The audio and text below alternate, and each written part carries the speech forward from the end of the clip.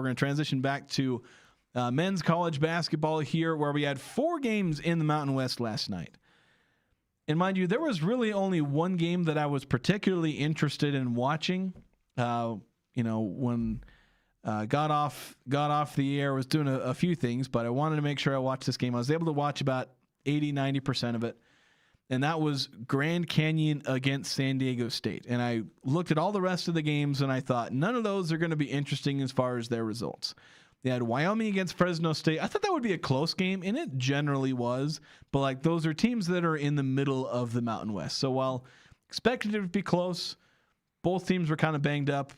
You did get a good game for those who are fans of Wyoming and Fresno State. You got yourself a decent basketball game. Yeah, Wyoming has the better metrics, so it's good for the Cowboys to win. Yeah, so Wyoming wins that one 92-82. Then you had New Mexico beating up on Air Force 98-61.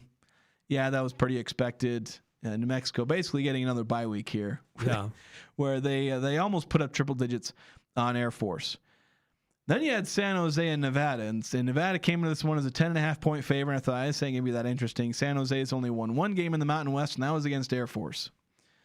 But while I was watching Grand Canyon San Diego State, I happened to see someone tweet the halftime score of San Jose and Nevada, and it was 47-32 for Spartans. San Jose. Yes. Nevada just totally laid an egg in San Jose last night. They were the favorite team. They're the better team. But it's just an illustration, number one, that anything can happen on any given night in this conference. You can't overlook anybody. San Jose hits a bunch of threes. Shades of their performance against the Aggies, where they hit 1 million threes. They hit 15 against Nevada. The only thing is that Nevada didn't reciprocate that elite offense that the Aggies did to eventually bury the Spartans. Yeah, Colby Garland put up 29 points. Nevada, that hurts Nevada. That hurts the conference to a degree, because you want not that Nevada was going to be an at-large team, but it helps the rest of the conference if you have the upper group continuing to win and stack wins and look better in the net and your overall rankings. So that was a bad loss for Nevada, and really, frankly, a bad loss for the conference. Yeah, it'll raise San Jose up into the conference average, but you want teams that are in a top range, and San Jose's not going to come anywhere close. They're still 254 in the net. Nevada falling to 70, and that's getting close to that are they quad 1 road game territory. Yeah. They still are, because it's top 75, but they can't afford much more. Say the Aggies were to go beat Nevada on Saturday. They might fall out of, or close to out of, quad 1 territory for that road game. So not all that great for the conference, though Grand Canyon did jump into quad 1 road territory. So the Aggies go from having a quad 1 loss to a quad 1 loss. But speaking of that, I've already kind of given the plot away, but Grand Canyon traveling to Viejas. They beat the Spartans on a controversial last-second foul call, got those free throws, 170-69, I believe was the previous score. Going to Viejas, the Spartan or the Aztecs had returned Magoon Guath in in a limited performance in their previous game. He had 5 blocks and 10 or 12 points in 15 minutes. He barely played. Yeah. But because he was working his way back from injury. But had a big impact there. Came off the bench again, but played a little bit more. However, Grand Canyon still ends up coming away with the win. They scored 44 second half points. Just brute forcing their way through San Diego State's defense. They won this one by 10, 73-63. Yeah, Grand Canyon was in control for most of this game. In the first half, they were in control, and then San Diego State, the end of the half. San Diego State then really dials things up defensively, and they go on a run, and then the crowd's going crazy, and they go into halftime up by 4. And my initial thought was, man, it's too bad it's halftime, because San Diego State was on a roll, crowd was into it, but that's going to kill their momentum. But we'll see what they do coming out of the half. They seem like they've got a few things figured out. They're going to have control of this game. Nope, not really.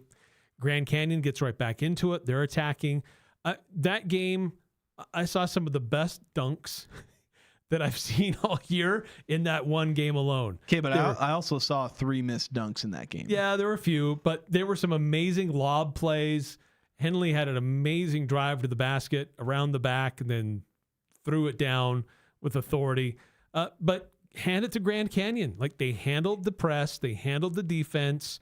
They didn't panic. They kept doing their thing. They played their game, and they won a game in a very hostile environment. And Grand Canyon, watch out for when they come to Logan. This is a team that can't be overlooked. Yeah, they're a team that has a lot of talent, a lot of size.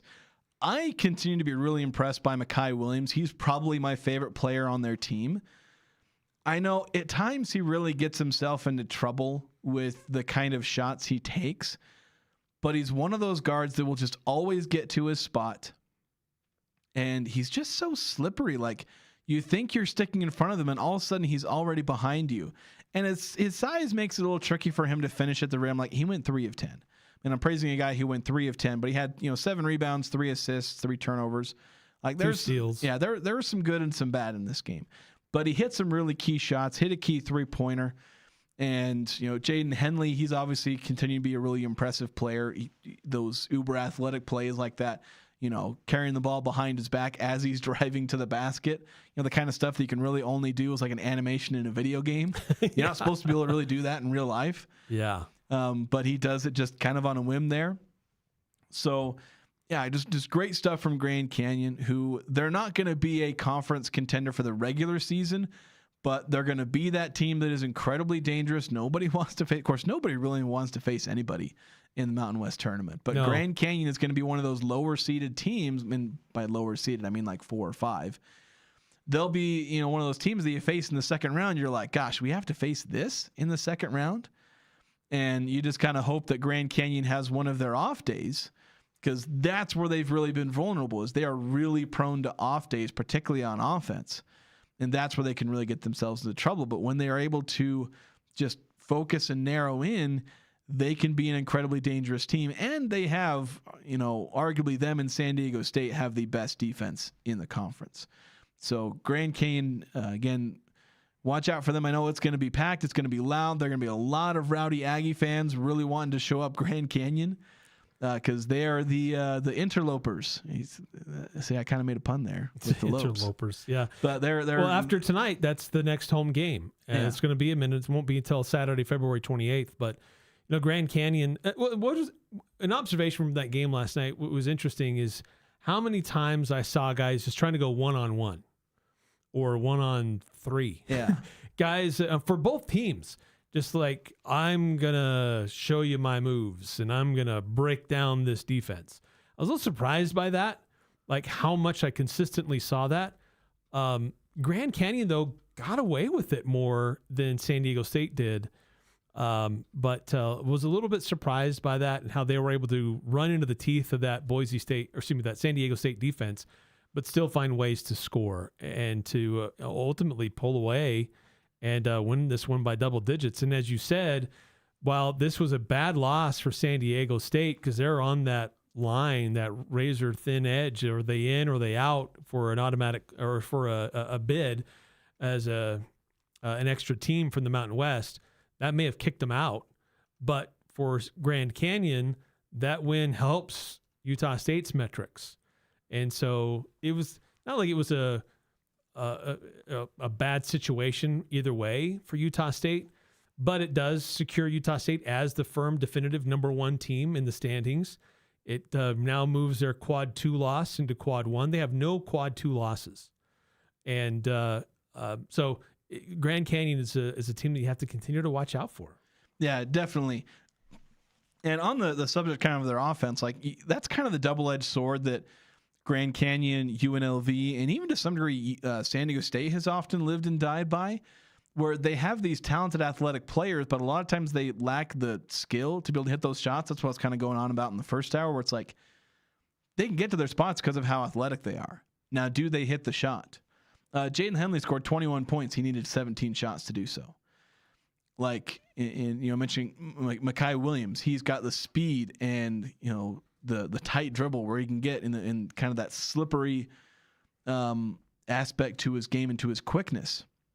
where you can't really bottle them up. But sometimes there's a bit of a skill ceiling with those guys. Like when you're at the mid-major level, you can get guys that are really skilled but not always super athletic, or you can get super athletic guys that aren't always really skilled. Yeah.